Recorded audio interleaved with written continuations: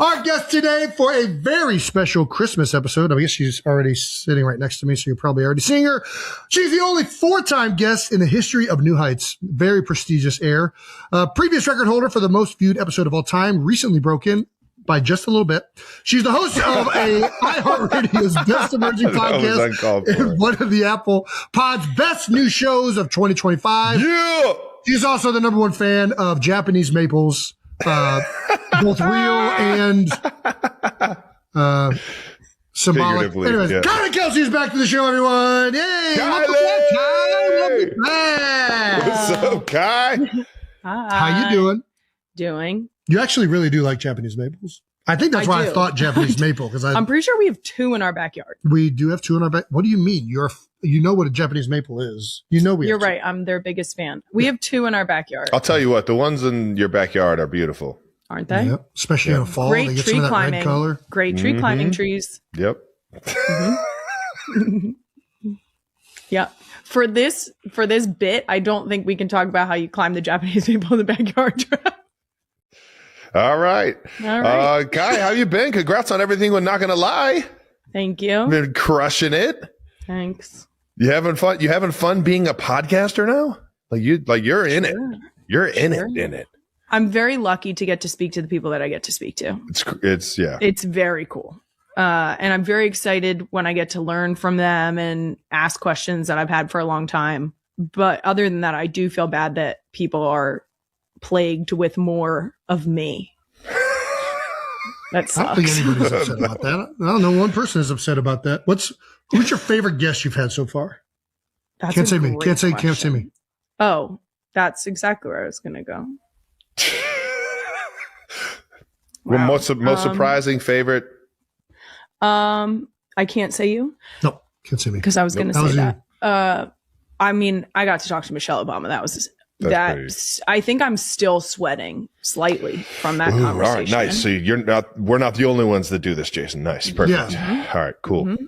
Cool. Cold sweats. I just got a chance to talk to Asia Wilson. She was absolutely hilarious. And I was kind of trying to recruit her when the W comes to Philly in 2030. So where's she live?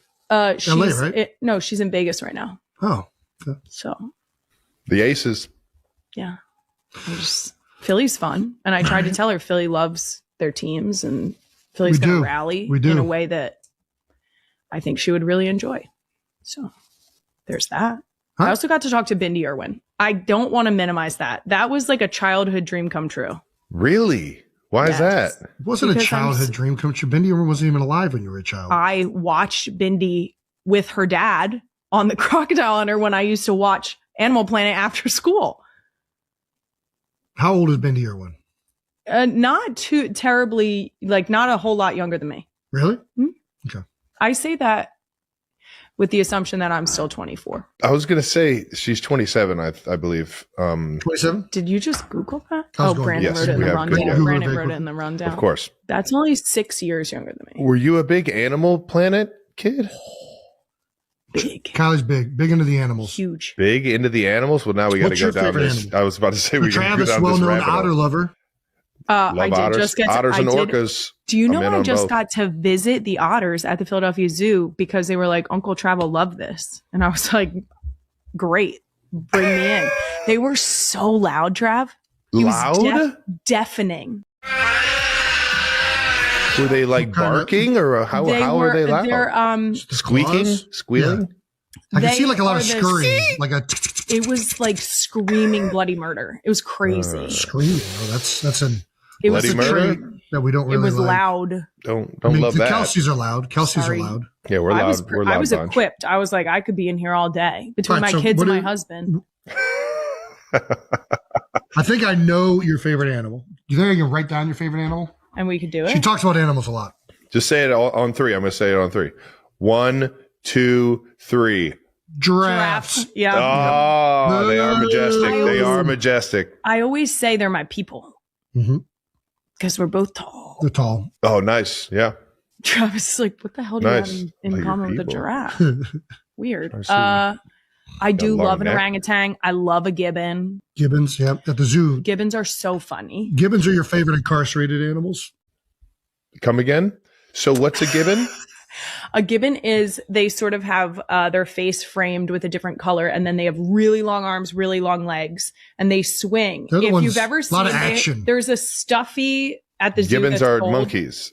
Yes, that have their hands Velcroed, and you can wear them as like a little necklace. Wow. And they swing around like goobers. Yeah, they would do really so well. Funny. Like if we should do a wild animal ninja warrior, gibbons would perform extremely well. Crush it. Grip strength, outstanding.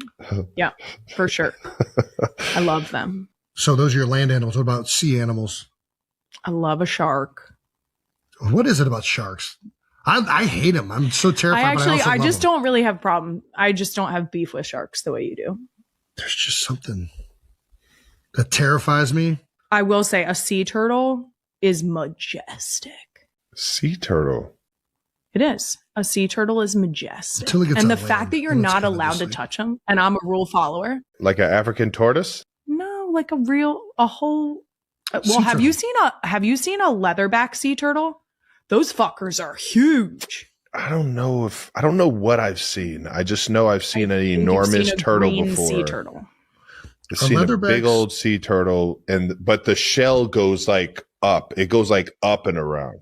Oh, yeah. Then it's a leatherback. It's a leatherback. Those things are crazy. They're massive. Yeah, they live to be like 100 years old too, right? Like 70 to 100.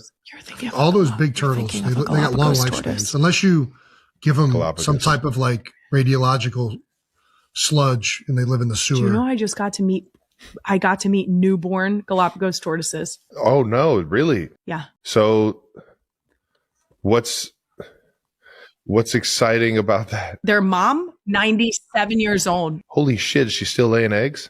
She just had them. They're her first clutch of eggs. Her name's Mommy. If you live to 200, what? Yeah. Are newborns older? Does that stretch? I'm sorry, what? Because it's not an old turtle if it's like 100 and it lives to 200. It's middle-aged. So does every other, like, is an adolescent turtle instead of being like a 13-year-old, adolescent turtles are 50. So it's a newborn turtle instead of like a 0 to 1-year-old turtle. Now we got like a 0 to 5-year-old turtles or newborn turtles. He's trying to turtle math right now. He's trying to turtle math. It's not going well. I was about to say, yeah. I think he was searching for it. Yeah. Okay. All right. I think they're still however long they've been on the earth. I think it's just cool because Mommy, the tortoise that just had the clutch. So I'm essentially she's been in Philadelphia since she was 4 years old. So she's been in Philly for 93 years, which is crazy. She's been in Philly for 93 years, which means like when I was growing up, I saw her at the zoo. Yeah, well, it means when Lisa was growing up. Isn't that cool? It like crosses generations. Has she been incarcerated the whole time? Yeah. What I'm just gonna let him have it. What are we even doing? How have you been dealing with being dethroned by Travis's better half? Great. Yep. Yes. I'm always cheering on Taylor and everything that she does. So the fact that I finally got dethroned, it was welcome. Okay. Yeah. Yeah. Nice. Tay. Shout out to Tay. There we go. All right. Are you tired of being tagged in pictures of Japanese maples? Nah, fuck it. Literally. No, I'm kidding. Oh.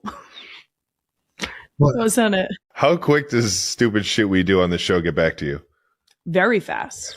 Every night on my doom scroll, I get it. The most recent was when, which I do want to set the record straight. You don't have to keep this in the show. When you said that you don't fight, you were joking, right? Like you were being sarcastic. The giggle afterwards suggested that you were being sarcastic. What? Because Emma tried to ask me about it on my rundown, and I was just like, I'm pretty sure Trav was joking. Fight? Wow. Fight who? Who do I fight? Arguing. Defensive players. Yeah. Oh, defensive guys? Yeah, I fight. Yeah. I'm a fighter in that sense of it. Great. Perfect. Yep. Continue. But me and Tay, we definitely don't fight. We don't either. I mean, I can attest to it. I've never seen it. It's not true. That's fair. Doesn't happen often. No. I think it's probably about the standard. Well, let's start a fight. How do you feel about Jason blaming the Birds' losses this year on you and you not turning your back to watch the game? I'll take it. Honestly, that's so bad. I'll take it though. All right. Yeah, I do feel responsible. There's only so much control you have, and it's what you can do. Yeah, you got to control what you can control. To be fair, a couple weeks ago, that's all you can control. Yeah, I turned it around, trying to get some Chiefs magic. Like we're trying to spread the goodwill. You know. What do you think it is about turning around that shifts the tides? It's a selfless act. It's a selfless act because it's like it's a sacrifice. It is a sacrifice of your own fandom. Yes, because I'm like, I want to watch this so badly. So how can we up this sacrifice? Sounds like you guys got to black out the games. That's a big time sacrifice. I was going like animal sacrifice. That's how I went in my head. Ooh, what kind of animal would you? Why do you always take it one step too far? I'd be willing to sacrifice a cat. That was uncalled for, but hilarious. What would be an... You got to go Jobu? You got to sacrifice some chickens? We'll start off with just a stink bug. Just slit it right in half. Boom. No, we're not sacrificing anything. You got to sacrifice a little. You got to sacrifice something. What's a suitable sacrifice to take the sacrifice up? Nice. Let's get out of this. I think Home Alone 2 was the one we were like... In New York? Yeah. When was that? You're looking it up? No, I'm not looking up anything. Home Alone 2 was nope, it was 92. So no, we still were pretty young. Yeah, either way, definitely thought it was like more mid to late 90s because we were kids when we first were watching it, but yeah. Still a classic though. When did you see the movie? You weren't even born. Yeah, look at me, so young. So young. I probably saw it. I saw it sometime in the 90s. I know that. Okay. Yeah. Okay. I mean, that narrows it down. So before I was 8. It's a good one for the kids. Have the kids seen it? Yeah. The kids have seen it. Ellie calls it Home Alone. Very nice. Delco. Love that. Benny does not like the slipping scene. She does not. She freaks her out big constantly time. says it. Yep. I don't know why Ellie freaks her out that much. Ellie was asking me about the zip line the other day. It took us a while to figure out what the hell she was talking about. And she was asking me whether or not you can zip line on the power line. Well, she didn't say the word zip line. No, she didn't. She said on that rope. And then we had to get to, the guy in Home Alone does it. I'm like, I'm going to need more context in that. And she's like, you've seen the movie, Mom. And I'm like, yeah, a couple times, but I still don't know what the hell you're talking about. Still making no sense. Yeah. So we got to the bottom of it. She meant zip line. I will say that when I was a kid, that was one of the parts of the movie where I was like, I want that. For sure. You can zip line out of the house. That's what I want. I wanted it done. I think out of my window. They don't even need to see me downstairs. No. I can go right to my treehouse. I wanted a treehouse. I mean, the whole thing. It was just. Yeah. I will say this: when the first scene hits after when that music starts cramping. Yeah. Yep. So you're talking about the classic one. So magical. It just it lifts me and I start floating. Yeah. The score is fantastic. It's a very well made film. I'm glad it was the first Christmas movie I watched this year because it really did make me be like, oh, wow, this is Christmas. It is Christmas. Christmas is happening. And we're here. We finally made it to December, and that is the magical season is upon us. Well, let's start recapping the movie. Let's do this. Okay. Oh, gosh. How does it hold up? Oh, it's still correct. Very well. It's still incredible. Still good. There's a few things that are starting to get dated. There's a few things that are starting to get dated, but because it's a nostalgic movie that takes place in a time, it's a period specific film now. I think it still holds up. Yeah. Teaches kids can't trust cops. Well, you can't trust anybody. Crooked cops. Yeah. You can't trust cops, but you can trust the creepy man across the street. Man with the shovel. Yeah. He just looks at you awkwardly. Yeah. All right. Have you ever wished for your family to disappear? Ooh. For sure. Are you talking about when you were growing up or right now? All the above. That's crazy. Maybe not wish for it, but definitely thought of a life where it wasn't the reality and then was like, all right, whatever. That's not ever going to happen. It's not even worth wishing. Did you guys ever? It's not even worth. I only get a few wishes. The ones that I really want to come true. Shit. Yeah. Did you guys ever run away from home? No. I definitely did. Yeah, me too. I definitely ran away. I might have packed a bag, but I was such a rule follower. I was like, I can't run away. I think I like grabbed a bag of chips and threw it in a backpack and like a few toys and then fucking got down the street and just like hid in the bushes. I do think that there should be a trend on social media of what was packed in a kid's runaway bag and not grown-ups recounting it. I'm talking about when a grown-up takes takes a picture of a kid's runaway bag. I think that would be, because you know it's going to be 3 Legos, right? Juice box, a stuffy, a single juice box, probably already drank, and maybe a half a snack. Done. Yeah, I didn't. You guys are ahead of me. I didn't even pack a bag. I just walked. Fuck you guys! And I walked out the door and I started walking. He ran away the same way he goes to Vegas. Just, I know where I'm going. It has everything I need. And then I got to the stop sign and says, I don't know where I'm going.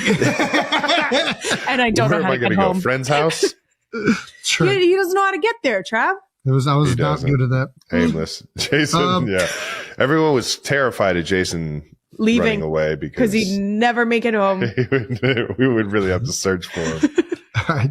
I'll let you answer this, Trav. Who was the Kevin and who was the Buzz in the Kelce household? I think it's going to stand true no matter what household it is. The older siblings is Buzz versus the younger siblings.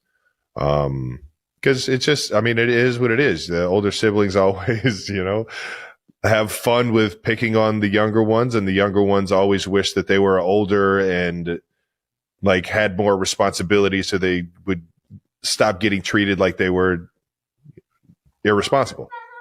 So you identified as Kevin. Yes, 100%. I always watched the movie thinking I was Kevin. I never watched it, and I saw myself as Kevin. I liked Kevin. I liked the movie, but I never was. Jay, I don't know that you're a planner like Kevin. Honestly, the Rube Goldberg system that he implemented is the map.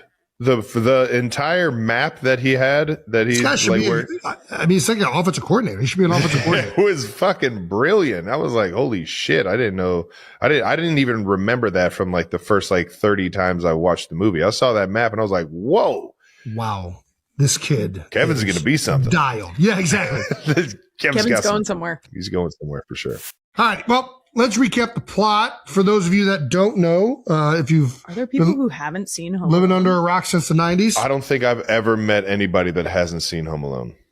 I mean, there's some young people that have probably not seen it, if we're being honest. It is made in the 90s. There are people that surprisingly don't know anything about the 90s that I frequently encounter. What a shame. So I think they're out there. That's sad for them. All right. Recap of the movie. There is a family, the McAllisters, who are vacationing over the holidays to France. Not just mom, dad, and the kids, but going uncles, to visit aunts, family over there. Big family vacation, going over to France for Christmas. And as they are getting ready, there is also a group of burglars. This is a very well-off area, who have decided to try and stake out a neighborhood to find out which families are leaving for the holidays and which homes might be good ones to rob.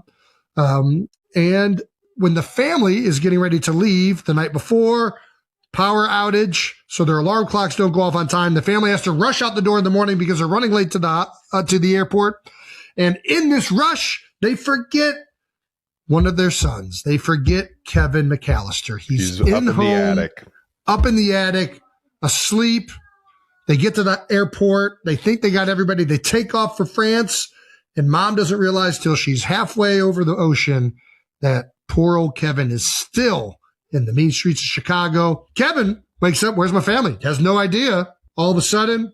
Well, he wished for his family to never. You're right. I didn't want to. Yeah. I guess that is an important part. He did wish. So at first he thinks that he actually his Christmas wished them away. True. And Santa Claus had granted him his Christmas wish. And then he realizes the predicament he's in and that he's a child and he can't fend for himself. And he starts to panic. And all of these things happen where he's fearful and whatnot. And I guess in order to say the plot, these burglars that have been casing out the neighborhood know that the McAllisters are leaving. So they go back to this neighborhood to burglarize a bunch of different homes. They call themselves the Wet Bandits. And That's our thing. It's so good. In the process of burglarizing these homes, Kevin notices one of the burglars who is in his house, and perhaps the worst idea ever for a burglar to go expose your face to a bunch of people before you rob their home, before you've done it. It just seems like a very bad The wet bandits work too good. Hey, let's go rob all these homes. Hey, first, let's go show up at their house and show our face. And then when they come back, like, hey, the cops were coming around the neighborhood earlier this week. No, we weren't. We had a cop in our house. We didn't. No cop was in that neighborhood that night. Yeah, it's a cop with a gold tooth. Anyways, yeah. Anyways, Kevin notices this burglar, and he realizes that he's in trouble. So instead of having a security system like you would expect a very wealthy family of the McAllisters. Well, it's 90s. 1990? Okay. They still had security systems in the 90s. 1,000% they did. 1,000%. But nice neighborhoods, yeah. Anyways, McAllisters, they're all gone. Kevin's by himself. Wet bandits are coming in. Kevin has to try and figure out a way to deter them. He does a great job of utilizing light systems and all the typical things, but eventually the wet bandits realize he's on his own. He knows that they know that he's on his own, so he's got to think smart. So he decides to set up a series of Rube Goldberg events throughout his entire house to inflict damage, harm, and slow these burglars down. He's not calling the cops, what? Because the power lines, the phone lines don't work in this ridiculous made up scenario? Is that what's happening? I don't think he ever thought to call the cops. I think he just took it upon himself to defend himself. This whole okay, so yeah, I want to get to the end of this so we can get back to the absurdity of this plot. Anyways, in epic fashion, Kevin gets the better of the wet bandits time and time again. Joe Pesci and God damn it, what's the other actor? It's not Randy Quaid. So what's the fuck? He's very good. Daniel Stern. What are their two names in the Harry and Marv. Thank you. Marv is Daniel Stern. All right. Anyways, Harry and Marv, they try to get into the McAllister's house. Kevin McAllister does a great job of setting up all these booby traps. They can't get in. They're trying to get in. Eventually they get in. Then they get up to the attic. Then he ziplines out of the attic. It's a whole thing. At no point are they robbing them. They're just trying to apparently get Kevin and kidnap him or something like that. At some point, they just say, fuck this. This kid is ruining our day. Yeah. We're about to get after this motherfucker. And it all ends with the neighbor down the street saving the day and the wet bandits being caught and Kevin being reunited with his family safe and sound. Where do we want to start off with this? I want to start off with, we kind of mentioned earlier that I always thought I was Kevin. Do you guys now watch that movie as if you're the parents? I don't think do you those put parents, yourself in this might be the most unrelatable parents I've ever seen in a Christmas movie. I mean, it's blatantly. I mean, listen, everybody goes to like you leave without one of your kids at some point. I feel like that's like a very standard thing. You should not feel shame for that necessarily. Maybe you forget about it long enough to take off an airplane. Yeah, probably should feel some shame there. But who the fuck, I just don't understand how you can't call somebody to go get this fucking kid. There wasn't cell phones back then, Jason. It's a ridiculous premise that this one neighborhood is out of phone activity. You could call the cops. They have ways to get. They called the cops. No, she did call the cops. She called the cops in that area. No, she called the cops in her neighborhood. Why are we calling? If they aren't helping, I'm calling other cops. I'm calling family members that are still there. I'm calling friends. That would ruin the plot of the movie. There is precisely 0% chance that I am just waiting a couple days before I can fly back to Chicago to see what happens with Kevin. This is the most ridiculous premise. She got back in a day and a half. There's no scenario where you wouldn't be able to get somebody, anybody who got that call. Anybody who got that call said, hey, I'm in the airport. I'm on an airplane going to France. I'm in France. I left my kid. Could you go do that? If it was 2 hours away, I would drive to go get a kid out from being by them. So, this is just it's the dumbest thing I've ever. You only get so many calls at the airport, Jason. It's like jail. Everybody knows that. That's the nostalgia of the 90s, though, is that there is like that. It sounds so easy to just pick up your cell phone right now and just call everyone in that area and find it. I'm not letting. I am not letting you guys act like it is not just that easy. It was that easy. Everybody had landlines, and anybody in the 90s could have received a phone call. This isn't the fucking 30s where you had to go to the operator and do it. No, people knew people's numbers. Yeah, I could have called Aunt Judy, who would have drove 40 minutes across town. Jason, all their family went with them to France. I could have called Steve Bogus to come pick you up. I could have called fucking. I will say this: the dad in this movie doesn't give a fuck. Was very disinterested in finding Kevin. He was like, "All right, sweetie, you're going to try." I mean, that says there's no flights for another 3 days. Oh, you're going to keep fucking fighting uphill battle right now. He's lost. Yeah, give it up. He's done. It's over. He'll figure it out. We got the whole other family to be. We can't ruin everyone's vacation.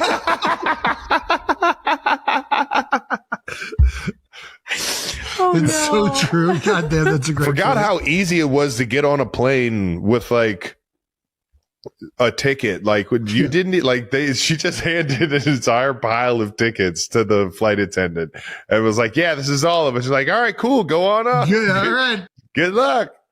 Didn't even count how many tickets they had and how many people they had. Yeah, I was like, oh, nice, we were looking for you. It's not good. I do think they did their best to explain away as much as they possibly could by saying that a child would be home alone. No, by saying that all of their extended family, like every single person in their family, was going on the trip. But why are we acting like we don't have phone numbers to people that aren't immediately our family? This guy worked at some fucking business. Like you could have called a coworker. Like there's no way. There's nobody you can get a hold of. He actually didn't give a shit. So. Yeah, he really was like, yeah. That's that. He's like, are we getting croissants? The only way this would have made sense is if the plane crashed upon taking off so that they never knew and everyone just died. That would have made sense that he was left alone for a little bit. What the hell? It wouldn't have been as Christmassy. That's so messed up. All right. So, yeah. Poor banditing to go and show your face to the place you're about to rob before you go in there. Just have like somebody else that's not going to rob it. You just pay somebody else to go in there and scope it out. Yep. I guess then you're adding another person to the knowledge that you're doing it. Yeah. But I'm going to just wait till everybody leaves. Then you got to split it. Yeah. I don't know, I'm not a professional bandit. I just felt like that wasn't the wisest of choices. What was your guys' favorite part of the movie? I like the opening the most, to be honest with you. Watching the chaos of the Christmas, and there's like so many family there. It feels very relatable, like running around, getting pissed off about really stupid things that only like siblings would be pissed off about. Like the one like family member that wets the bed. There's this there not being enough pizza. On the latest episode of the New Heights podcast, emotions hit harder than any game day tackle. TravisKelce finally opened up about his relationship with Taylor Swift, and what he revealed had everyone stunned. This time, it wasn't just Travis getting vulnerable. Jason and Kylie Kelce were visibly shaken as Travis shared brand new details about his fast-growing romance with the global superstar. From the moment the episode began, the vibe was electric. Travis, usually the loudest and funniest guy in the room, suddenly turned soft-spoken and sincere. He admitted that Taylor's support has completely shifted his perspective, not only on football, but on his entire life. "She's my biggest cheerleader," he said, voice trembling. Jason stopped joking, nodded knowingly, and Kylie quietly wiped away a tear. Listeners couldn't believe the raw honesty. Travis talked about their early, shy interactions, the private surprises Taylor plans after his toughest games, and the way she's become the calm at the center of his chaotic world. It didn't feel like a celebrity romance. It felt real, deep, and unfolding in real time. By the end, fans were buzzing. This new chapter of the Kelces Swift story is only getting started. And judging by Travis's tone, viewers are already wondering, are wedding bells coming next? Stay tuned, because the biggest moment might still be ahead.